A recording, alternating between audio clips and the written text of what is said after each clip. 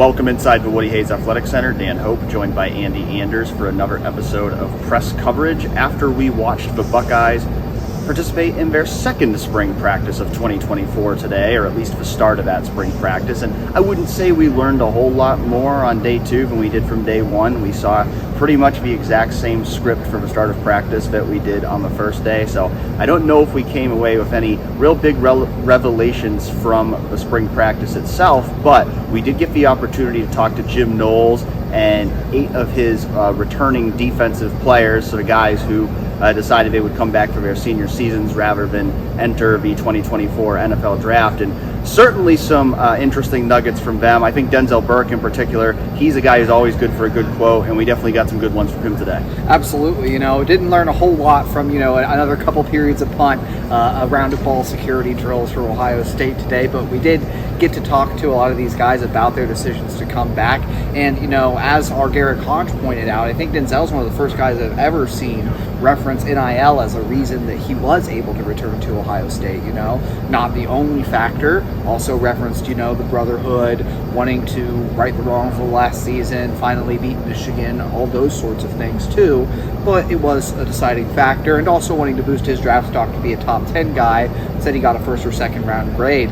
But look, I think this, in general, there's a lot of excitement around this defense, what it can be. And with that, being the third year in the Jim Knowles system, Jim Knowles talked today about some wrinkles that they could be throwing in and leveraging the knowledge that the players have of his scheme to throw some different things at offenses. And I think one of the biggest ones that might stand out to people is the consideration to use Jack Sawyer, JT Tuimoloau as sort of outside linebackers in some sense. Yeah, you referred to it as a double eagle set that they could do, or they could potentially have, 5 defensive linemen on the field. He mentioned this when he was asked about Hero Canoe, as him being a guy who could potentially join Tyleik Williams and Ty Hamilton on the field in some situations. They could have 3 defensive tackles out there and then have Jack Sawyer, JT Tuimoloau as guys who are rushing off the edge, which is interesting. I think we've seen it sometimes here in Jim Knowles' first couple years where maybe they experiment with stuff during the offseason and we don't necessarily see as much of it during the year. Obviously, the jack position got a lot of talk before his first year here, and we didn't end up really seeing that much of that, especially this past season. And so we'll see if that ultimately ends up being something that they do this fall, because I think there's a fine line here between, you have so many pieces, it gives you the flexibility to do a lot of different things. And I think Jim Knowles certainly has the opportunity here to get creative and utilize the many talented players he has in many different ways. But I also think you have to be careful about not overcomplicating things, because when you have as much talent as this defense has, you don't necessarily need to throw a ton of crazy wrinkles in there. It's good to have some, especially for those big games at the end of the year. But ultimately, these guys, just by lining up as 11 of them, they should be the best defense in the country because of all that talent they have coming back. And so I think you want to be careful about not overdoing it in terms of how complicated you make things. Right, and that talent, is one of the big reasons why we heard multiple guys say today, natty or bust. The goals for this team are clear.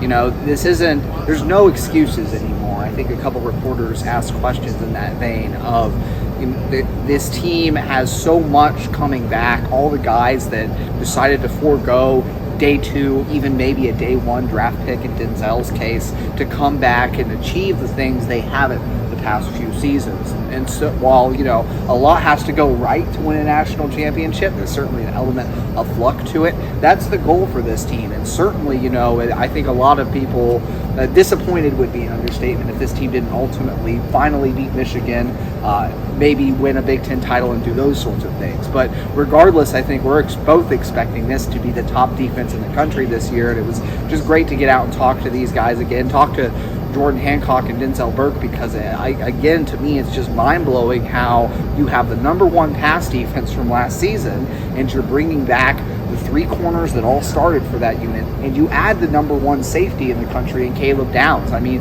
Dan, it's just ludicrous to think about how you can go from being the number 1 pass D already, and somehow it feels like they're going to be better this year. Now, of course, those natty goals that they have, a lot of that is going to come down to their quarterback play. And I did think it was interesting, really the last quote of this interview session, Denzel Burke was asked for his thoughts on Will Howard, and he said, I want to see more. He basically said, we got 13 practices left this spring, and I want to see more. So not exactly a ringing endorsement of Ohio State's new quarterback. Now, granted, he's only been here for 2 practices. It's not time to panic yet, but I did think that was interesting that he didn't necessarily rush to heap praise upon Will Howard. Kind of, gave the indication that, maybe there's still more Ohio State needs to see from Will Howard. And we did see again today that Devin Brown was taking those first reps at quarterback. And so, will this be more of a quarterback competition than maybe we expected coming in? It's probably still too early to say, but a lot more spring ball left to go. Denzel was very impressed with Jeremiah Smith, which I think is notable because when he was asked about Jeremiah in December, he was like, yeah, he's hyped up, but let's see him when he actually gets here. Now that he's practiced against Jeremiah a couple times, he said it. He thinks, I think Jeremiah can be the next best receiver to come through Ohio State. And so, hype for this defense, certainly very high right now. Hype for Jeremiah Smith, certainly very high right now. Quarterback, maybe still a question mark. Yeah, and quarterback being the most important position, you don't want that to be the question mark, but who's to say what happens over these next 13 spring practices? Maybe Denzel eventually changes his tune about Will Howard too. Who's to say? I think that really they haven't been hitting yet. They haven't been out here getting the full breadth of what this spring practice is going to be. And look, we've talked about it before. This defense, being as good as it is going to really make the offense come to terms with what it is. I mean, you're going to test every single element of that offense, and that's an advantage for Ohio State. When you have a defense that is among the best in the country, that's what your offense is measuring itself against when you go good on good at these practices. And so I'll be very interested to see how the thoughts of these defensive players evolve when they talk about the offense, the offensive line, and quarterback in particular, because I think those are the areas that we all know are where Ohio State needs to see progress this season. 2 practices in the books. Ohio State will now have a week off, as Ohio State, the university, will be on spring break next week. So the Buckeyes will return to the field in 2 weeks to continue spring practice, and we'll be back here at the Woody Hayes Athletic Center for more coverage.